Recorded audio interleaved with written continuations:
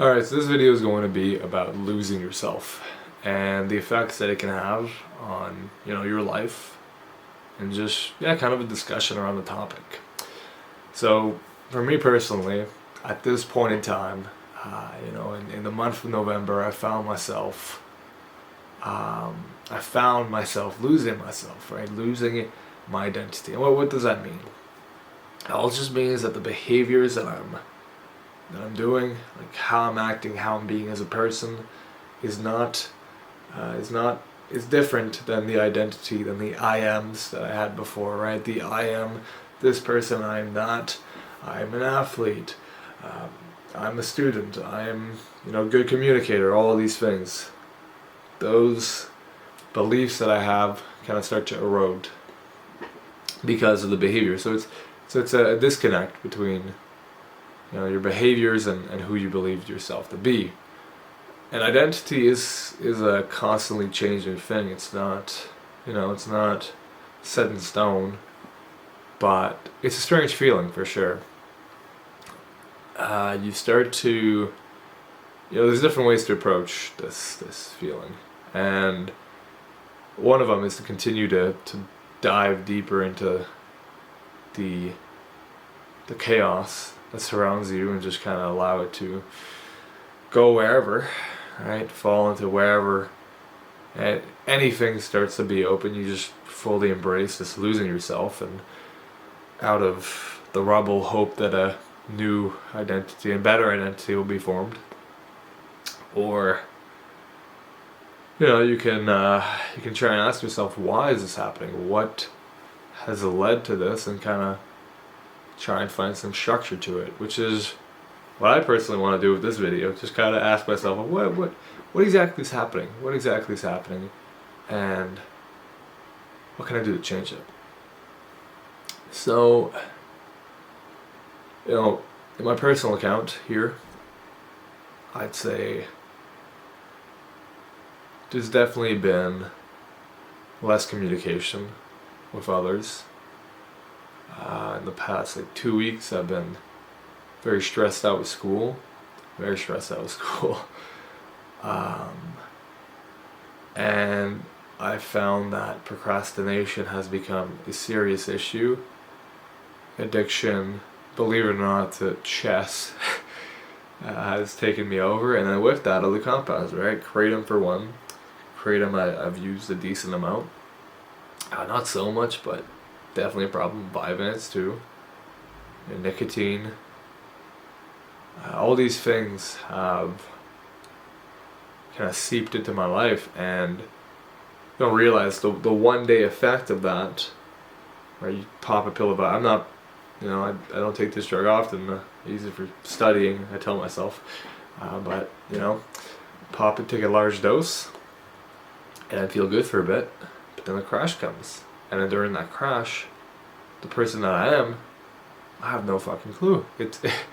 I'm depleted of everything. And during that, you kind of, you feel depressed.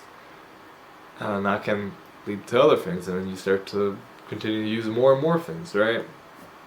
So, perhaps the most important part of this is just compassion, self-compassion, which can be very difficult, especially if you're incredibly self-critical, as I find myself to be. It's very difficult to bring, but really, I love talking to Carol and say this, but I'm not broken. I'm not broken. Just tell yourself that. I'm not broken. And actually think about it. I've made mistakes. And I acknowledge that. I've made mistakes. But those mistakes do not define me.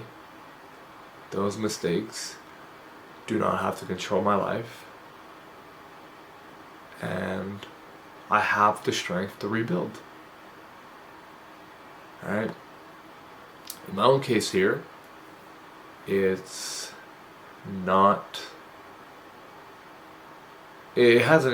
been over a very short period of time. And a week and a half really, I'd say, where the kind of crumbling of my identity has started to begin. So it's not I'm not completely lost. I still have those remnants of myself. I'm still mostly myself. But nonetheless, it still takes a hold. So, compassion and just taking it slow. I know for me, with exam season, I don't really have the opportunity to take it too slow because there are still pressing issues, but if I'm super self-critical, nothing's going to happen. It's going to continue to be procrastination, continued drug use, continued bad choices that I know to be bad. Or I know deep down that they're not bringing me towards where I want to be, who I want to be. So, yeah, it's just taking the time, understanding that this will not last forever, that, the thoughts that I have, although they may be quite counterproductive, one might say, they don't control me, they don't own me. They do not own me, and I can do this. If there's somebody watching this, you can do this. I believe in you. Alright, it's not... Situation will not last forever. And it truly is what you make of it. You can allow yourself, as I was talking about earlier, to continue to dive deeper into the chaos and hope that from the rubble something is reconstructed. Something good is reconstructed, but from my own experience, I've been there. Actually, I'll talk about this back in my past when I used to smoke weed quite often. I used to be, I wouldn't quite say stoner, but I was getting there. Right? I had a bong. I would smoke weed almost every night before bed. I'd do a lot. And my identity was a stoner. Right? And then from there, I started to experiment with other things. And through that process, I truly lost myself.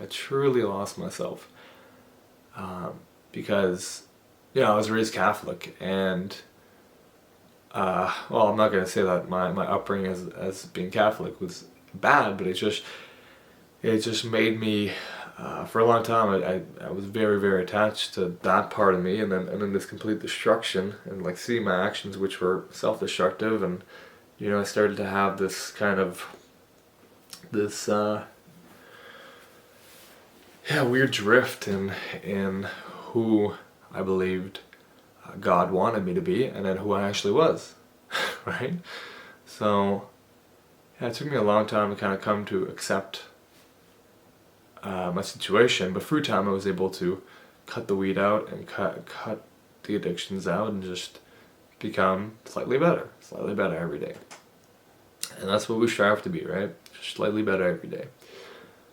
Now, I'm not as attached to religion as I was before, and whether you are or you're not, I think as long as you have systems of belief which are productive to you, then that's what matters, right? You just need to have some kind of values that bring you towards a better future, and just kindness, right? Kindness, that's a big one. Kindness.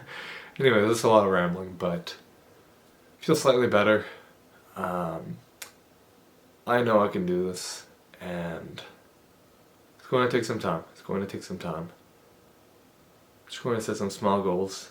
And again, how I'm feeling right now is temporary. It's entirely temporary. So, let's get to it. To a better future.